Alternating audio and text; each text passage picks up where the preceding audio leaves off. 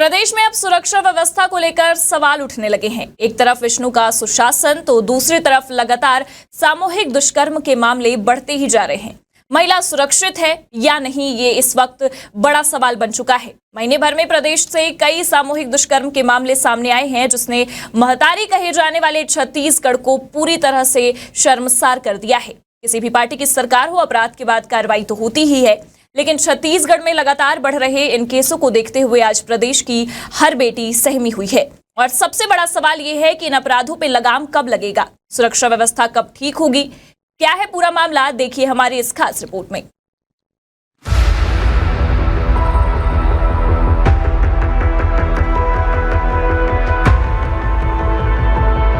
कोंडागांव, रायगढ़, भिलाई, यहां तक कि राजधानी रायपुर भी अब महिलाओं के लिए सुरक्षित नहीं है।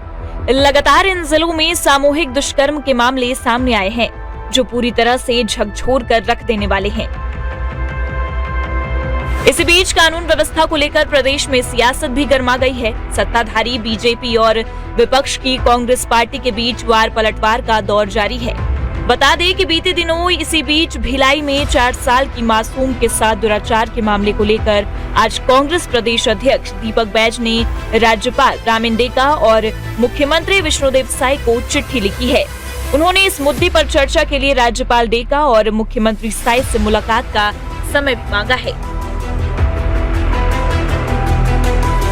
बीते शुक्रवार को पूर्व मुख्यमंत्री भूपेश बघेल ने भी प्रेस कॉन्फ्रेंस कर प्रदेश में हो रहे अपराधों के खिलाफ कानून व्यवस्था को लेकर राज्य की भाजपा सरकार पर निशाना साधा था। उन्होंने डीपीएस स्कूल में 4 साल की बच्चे के साथ दुराचार के मामले में पुलिस प्रशासन की भूमिका और राज्य सरकार पर भी सवाल खड़े किए थे, जिसके बाद अब पीसीसी चीफ दीपक बैज ने भी इस मुद्दे को लेकर राज्यपाल डेका और सीएम साय से मुलाकात का वक्त मांगा है। बता दें कि पूर्व मुख्यमंत्री भूपेश बघेल द्वारा डीपीएस स्कूल और दुर्ग एसपी के आरोपों का दुर्ग सांसद विजय बघेल ने भी आरोपों पर अपनी प्रतिक्रिया देते हुए कहा है कि मामले की 2 पहलू को देखा जाए और इसकी 2 पहलू से जांच होनी चाहिए। इस दौरान उन्होंने ये कहा है कि पूर्व मुख्यमंत्री भूपेश बघेल किस सबूतों के आधार पर ये आरोप लगा रहे हैं। इसके बारे में तो वो क्या कहेंगे, मैं तो पहले ही कह चुका हूँ, वो तभी कह रहे हैं। मैंने पहले ही कहा था और मैं दिल्ली से भी ये प्रेस रिलीज जारी किया था।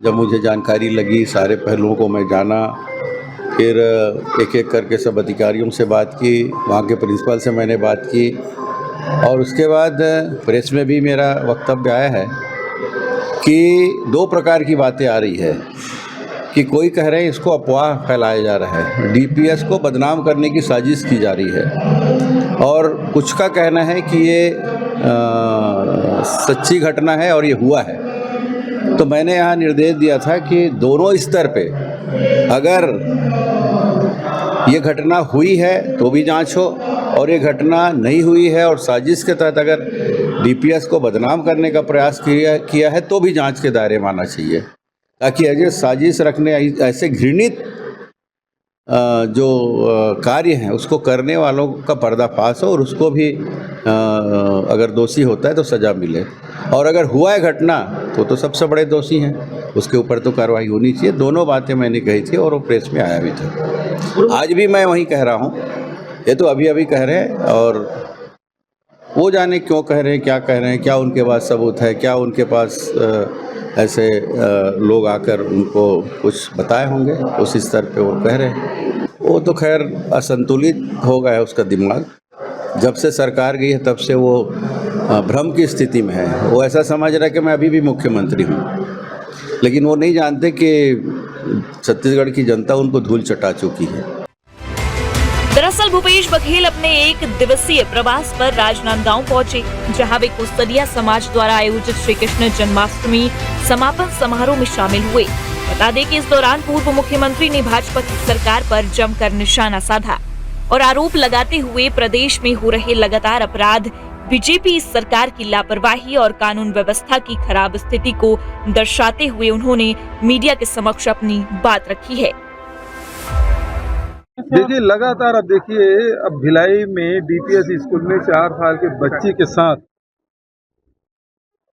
दुराचार हो जाता है और उसको इसलिए दबाया जा रहा है क्योंकि उसका प्रबंधन भिलाई स्टील प्लांट के पास है। एग्जीक्यूटिव डायरेक्टर उसके चेयरमैन है। और ये भी सुनने में आ रहा है कि जिला पुलिस जो है वो रायपुर के दबाव में है और इस कारण से इस मामले को दबाया जा रहा है। उसी प्रकार से आए दिन आप देखेंगे, कल ही राजधानी में अंतर्राज्यीय बस स्टैंड में गैंगरेप हो रहा है, रायगढ़ में हो गया, केसकाल में हो गया। लगातार गैंगरेप लगातार बढ़ रही है। हत्याएं और लूटपाट, चोराबाजी, ये सब लगातार कानून व्यवस्था की स्थिति बेहद खराब है।